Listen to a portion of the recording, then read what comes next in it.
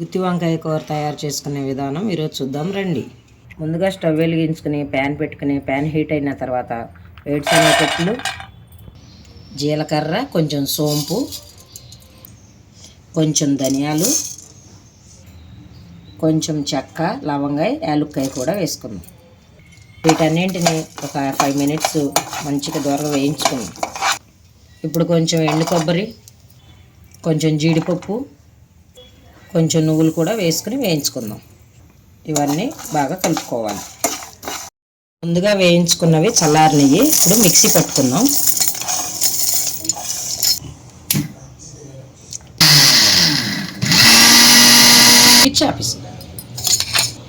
ఇప్పుడు మన కూరకు సరిపోను కారం, తగినంత ఉప్పు, ఒక 10-15 వెల్లుల్లిపాయలు, చిన్న అల్లం ముక్క, ఒక పెద్ద ఉల్లిపాయ ముక్కలు.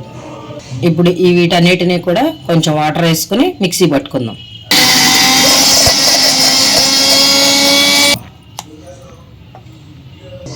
వంకాయల్ని 4 ఘాట్లు పెట్టుకుని మనం నూరుకున్న మసాలాని అన్ని వంకాయల్లో ఫిల్ చేసుకుందాం. పుచ్చులు లేకుండా ఇలా క్లీన్ చేసుకుని వంకాయని ఉప్పు నీళ్ళు వేసుకుందాం. ముందుగా నూరుకున్న మిశ్రమాన్ని వంకాయలో పెట్టుకుందాం.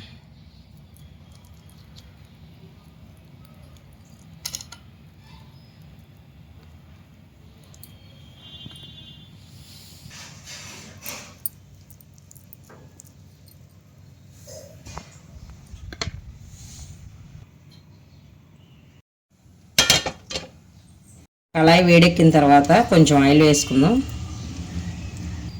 ఆవాలు, జీలకర్ర, ఎండుమిరపకాయలు,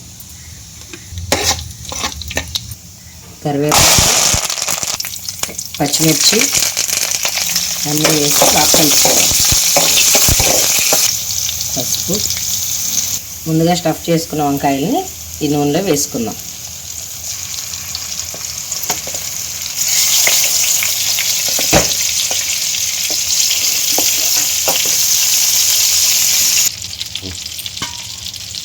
మూత పెట్టుకుని ఒక 5 నిమిషాలు మగ్గించుకుందాం. 5 నిమిషాల తర్వాత ఈ వంకాయలన్నీ రెండో వైపుకి తిప్పుకుందాం. వంకాయల్లో స్టఫ్ చేసుకోగా మిగిలిన ఈ గ్రేవీని మనం వంకాయల మీద వేసేసుకుందాం.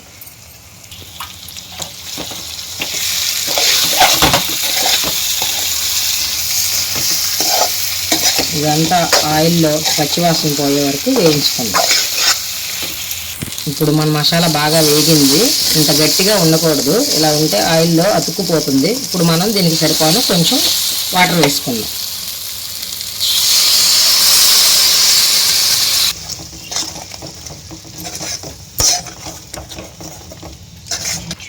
ఈ పలసదనం ఉంటే సరిపోతుంది మన కూరకి.